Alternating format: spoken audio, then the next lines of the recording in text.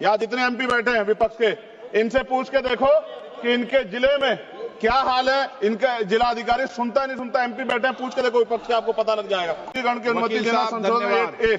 धन्यवाद वकील साहब। सर अभी पूरा दो जाने दो, सर अभी पूरा दो जाने दो। सारी धाराएं पढ़ दोगे आप तो? सर 2 मिनट में खत्म करूंगा और ये इंपॉर्टेंट है सर, मौका दीजिए सर। ये तो बिल पे था सर, क्योंकि आप कहते हैं बिल पे बोलना चाहिए 2 दिन नहीं, लेकिन सर मैं सुबह से सुन रहा हूं सर कुछ कह रहे हैं क्या? जो विद्वान होता है वो बिल पे बोलता है। सर बस खत्म कर रहा हूं। सरकार कितनी हितैषी है सर, केंद्रीय मंत्रिमंडल में एक भी मुस्लिम मंत्री नहीं है। जब तक ना बदले जालिम हुकूमत का मिजाज, एहतजाज एहतजाज एहतजाज। अध्यक्ष जी, मैं अपनी बात को शुरू करने से पहले, क्योंकि राजकुमार भी इस बात को कह रहे थे, ये 2 अप्रैल का दिन विशेष है सर। मैं जेल में था सहारनपुर, 2 अप्रैल 2018 को आंदोलन हुआ, 13 नौजवानों ने शहीदगी दी सर। मैं उनको नमन करता हूं सर। और आज फिर 2 अप्रैल है, एक और शहीदगी की तैयारी लग रही। तो मैं उन क्रांतिकारियों को भी आज याद करता हूं जिन्होंने, मुस्लिम क्रांतिकारी जिन्होंने देश की आजादी में योगदान दिया। सर अंदाजे जमाना कहता है कि मौजे हवा रुख बदलेंगी, अंगारों से गुलशन फूटेगा, शबनम से सरारे निकलेंगी। वक्फ संशोधन विधेयक 2024 संवैधानिक मूल्य एवं सांप्रदायिक सौहार्द के लिए गंभीर खतरा है। वक्फ संशोधन विधेयक 2024 संवैधानिक अधिकारों, विधिक सिद्धांतों और धार्मिक स्वतंत्रता पर गंभीर आघात है। विधेयक वक्फ प्रबंधन को कुशल और प्रभावी बनाने का दावा करता है, लेकिन इसके 44 संशोधन इन वादों को पूरा करने में असफल है। हमारा मानना है कि इस संशोधन से स्पष्टता, साक्ष्य और मूल कारण विश्लेषण का अभाव होगा।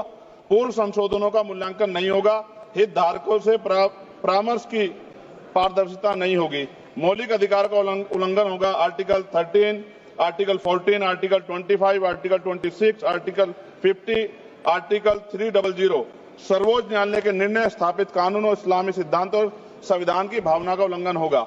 असत्य वादे बनाम वास्तविक प्रभाव, विधेयक सुधार और सशक्तिकरण का दावा करता है, लेकिन वास्तव में धार्मिक संपत्तियों के पुनः वर्गीकरण जब्ती का प्रावधान संशोधन 39A, ऐतिहासिक मस्जिदों, कब्रिस्तानों को सरकारी संपत्ति घोषित करना, जिससे सांप्रदायिक तनाव पैदा हो सकता है। जिलाधिकारियों को अत्यधिक अधिकार प्राप्त करना संशोधन 4B। जिलाधिकारी सर सरकार के होते हैं, वो सरकार के हिसाब से काम होते हैं। यहाँ जितने एमपी बैठे हैं विपक्ष के, इनसे पूछ के देखो कि इनके जिले में क्या हाल है। इनका जिला अधिकारी सुनता नहीं सुनता, एमपी बैठे हैं, पूछ के देखो विपक्ष के, आपको पता लग जाएगा। सर धार्मिक विशेषज्ञता या समुदाय की सलाह के बिना निर्णयों से संपत्ति विवाद और विश्वास की कमी उत्पन्न होगी। ट्रिब्यूनल की शक्ति कमजोर करना और मुस्लिम प्रतिनिधित्व हटाना संशोधन 10B। धार्मिक कानून की त्रुटिपूर्ण व्याख्या और पक्षपाती निर्णय, दानकर्ता इच्छा की उपेक्षा व धार्मिक स्वतंत्रता का हनन संशोधन 5A। दानकर्ता द्वारा समर्थन वापस, जिससे सामुदायिक संस्था कमजोर हुई। गैर मुस्लिमों द्वारा स्थापित वक्फ सुरक्षा समाप्त करना संशोधन 104 की समाप्ति। अंतर धार्मिक सौहार्द प्रभावित होगा सर। सदियों पुरानी धार्मिक संपत्तियों पर सीमा अधिनियम लागू करना संशोधन 27B। कब्जा की गई संपत्तियों की स्थायी हानि, धार्मिक विषयों को दरकिनार कर वक्फ निर्धारण करना संशोधन 6C। धार्मिक ज्ञान के अभाव में संपत्तियों गलत वर्गीकरण, पंजीकृत वक्फ घोषणाओं को अपराध घोषित करना संशोधन 312। भय के माहौल में धार्मिक दान में गिरावट, मनमाने सर्वेक्षण को और वर्गीकरण की अनुमति देना संशोधन 8A।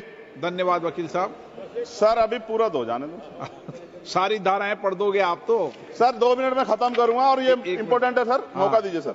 बिना जवाबदेही के बड़े पैमाने पर वक्फ संपत्तियों का पुनः वर्गीकरण, प्रशासनिक भ्रम और प्रभावशीलता को नुकसान पहुंचाना संशोधन 12D। कानूनी विवादों और कुप्रबंधन को वक्फ बोर्डों की विश्वसनीयता का नुकसान, अस्पष्ट आधारों पर राज्य द्वारा वक्फ बोर्ड को भंग करने का अधिकार संशोधन 3C। राज्य के व्यापक विरोध प्रदर्शन धार्मिक लक्ष्य का लक्ष्य, सार्वजनिक हित के नाम पर वक्फ प्रशासन पर पूर्ण नियंत्रण संशोधन 37C2। व्यापक स्तर पर अशांति विरोध प्रदर्शन, कानून व्यवस्था गंभीर स्थिति। सर सरकार के उद्देश्य से नजर आता है मुस्लिम समुदाय के योगदानों पर नियंत्रण स्थापित करना, मुसलमानों को उनकी वक्फ संपत्ति वंचित करना, वक्फ स्थापित करने के अधिकार पर प्रतिबंध लगाना, वक्फ वाकिफ और मुतवल्ली की इस्लामी परिवर्तन करना। इस विधेयक को वर्तमान रूप से स्वीकार करें और समावेशी परामर्श, कानून स्पष्टता, संवैधानिक धार्मिक सुरक्षा सुनिश्चित करें। सर ये तो बिल पे था सर, क्योंकि आप कहते हैं बिल पे बोलना चाहिए 2 दिन नहीं, लेकिन सर मैं सुबह से सुन रहा हूं सर 2-3 चीजें बोलूंगा सर। जो विद्वान सरकार मुसलमानों की कितनी हितैषी है सर, कुछ कह रहे हैं क्या? जो विद्वान होता है वो बिल पे बोलता है। सर बस खत्म कर रहा हूं। सरकार कितनी हितैषी है सर, केंद्रीय मंत्रिमंडल में एक भी मुस्लिम मंत्री नहीं है। सच तो यह है कि अभी ईद पे नमाज पढ़ने के लिए भी नए नियम बनाए गए और जो नमाज पढ़ रहे थे उनके पीछे पुलिस कर्मचारी लाठी लेकर खड़ा था, मैंने खुद देखा सर। अगर सरकार इतनी देर सच्चर कमेटी की रिपोर्ट पर चर्चा कराएगी, बिल्किस बानो के आरोपियों का जेल से बाहर आने के बाद स्वागत किया गया सर। मुसलमानों की जमीन की बात है, SC/ST की जो जमीन है वो छीनी जा रही है सर। कानून से ऊपर उठकर मुसलमानों घरों पर बुलडोजर चलाए गए, सबने देखा। सुरक्षा की बात करते हैं, लिंचिंग की गई, मुसलमान मारे गए सर। कावड़ यात्रा में गरीबों के ठेलों पे सुप्रीम कोर्ट ने ऑर्डर किया कि नाम मत लिखवाओ, देश को मत तोड़ो। अंत में सर बात निकली है तो दूर तक जाएगी।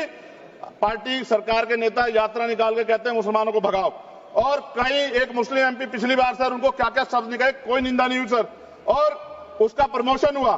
और कभी आपके नेता कहते हैं सरकार गोली मारो, और आप हिंदू राष्ट्र की बात करते हैं सर। मेरा यह कहना है सर, मैं इसका पुरजोर विरोध करता हूं और अपनी एक शायरी के साथ खत्म करूंगा। तो बहुत सुनी मैंने आज दोनों तरफ, जब तक ना बदले जालिम हुकूमत का मिजाज, एहतजाज एहतजाज एहतजाज, और ये तब तक रहेगा जब तक सर अपनी सरकार सोच नहीं होती। धन्यवाद सर।